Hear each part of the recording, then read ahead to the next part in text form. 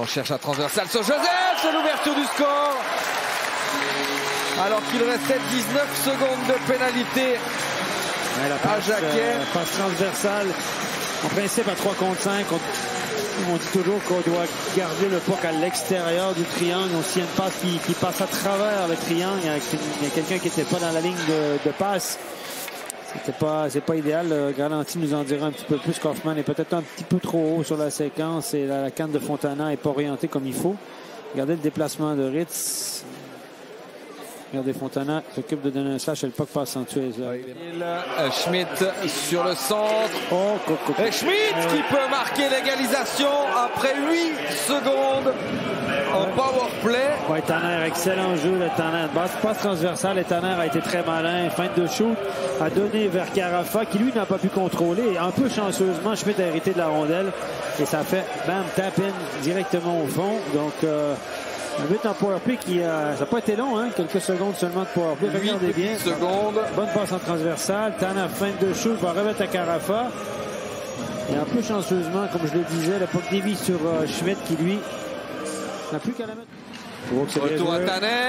Et c'est 2-1 pour la Chaux-de-Fonds après 3 minutes 43. Eh bien, Carbis est à l'origine des 2 buts de la Chaux-de-Fonds. Ce ne sera pas Carbis, Tanner, pardon. Tanner, c'est lui qui a été profondément chercher la rondelle. C'est lui qui a pris la vitesse, l'a donné à Holdener. La passe de Holdener en retour était superbe sur la crosse, directement sur la canne. Regardez.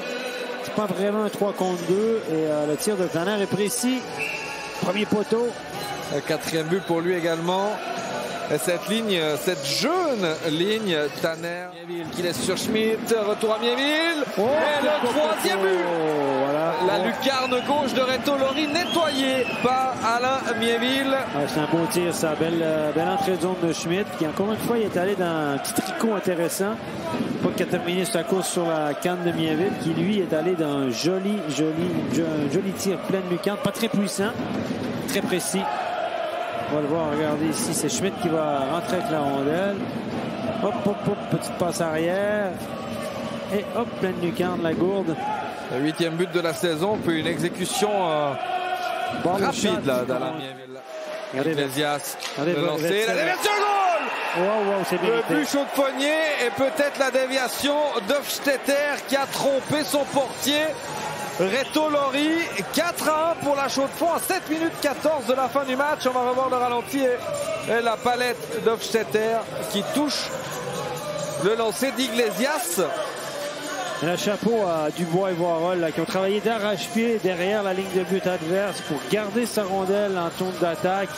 On l'a perdu, on l'a récupéré, on s'est fait accrocher, on a gardé ça finalement. Regardez à quel point Wetzel était haut. On avait 2 joueurs profonds derrière la ligne de but et Wetzel était le 3e homme. Denner dans la cage vide qui marque le 5e but pour la Chaux-de-Fonds.